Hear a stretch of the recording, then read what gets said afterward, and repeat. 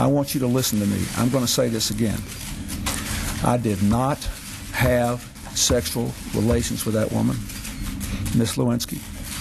I never told anybody to lie, not a single time, never. These allegations are false, and I need to go back to work for the American people. In a deposition in January, I was asked questions about my relationship with Monica Lewinsky. While my answers were legally accurate, I did not volunteer information. Indeed, I did have a relationship with Miss Lewinsky that was not appropriate. MJ and BJ continuing coverage. Clinton Crotch Watch 98. What? What?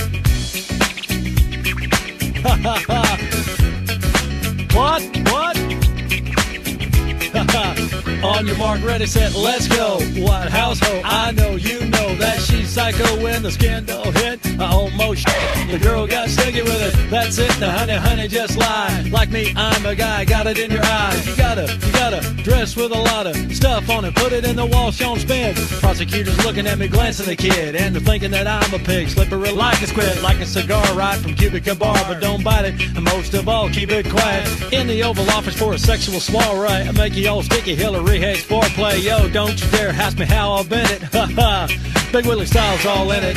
Getting sticky with it. What? Getting sticky with it. Don't talk with your mouth full. Getting sticky with it. I got something to say and I want you to hear me. She should have. That's right. Getting sticky with it. That little club soda, take that right out. Janet Reno? I wouldn't let her. Oh, Bill, I know you're innocent. Yeah, shut up, Janet.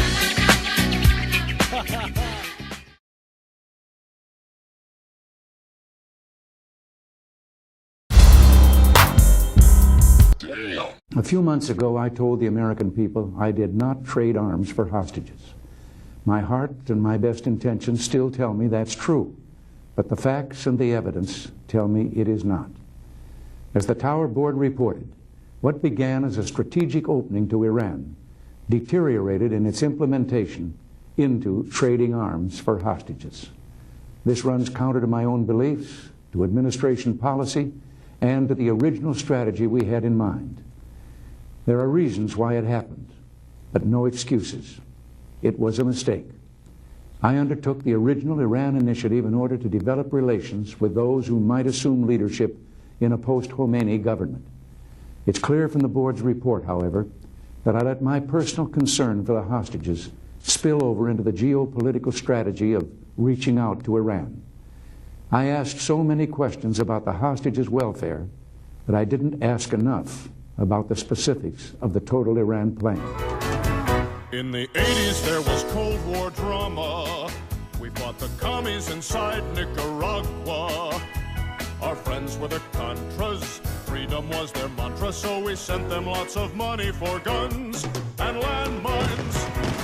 But Congress stopped the Contra money flow just 'cause they moved a teeny bit of blow. But then a hero came forth, his name was Oliver North. He and Reagan went around the sissy Congress. Ollie North, Ollie North. You see, North secretly sold missiles to a harmless country called Iran that would always be a grateful ally. Then he gave the profits to the Contras. Genius! But the sales were uncovered by the press. Reagan and North began to stress. 'Cause what they did was technically high treason. But it was totally justified. North volunteered to take the blame to save Reagan from prison rape's shame. The truth he did bury with his hot secretary, thanks to her shredder. He got off totally scot-free. Ollie North, he's a soldier and a hero and a novelist, and now he's on Fox News. Crap, that's the end. And I want to say this to the television audience. I made my mistakes.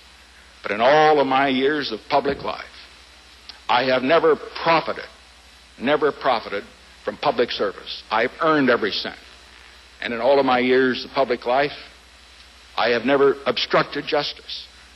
And I think, too, that I can say that in my years of public life, that I welcome this kind of examination, because people have got to know whether or not their president is a crook.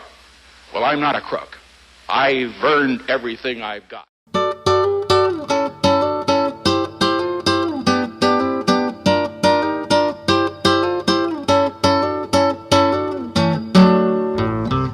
About 1972, Mr. Richard Nixon and his White House crew came up with a fancy dance that's fun to do and called it.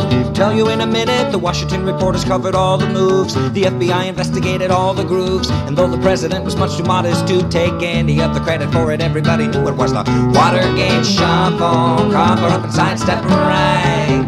Watergate shuffle, cover up and sidestep right.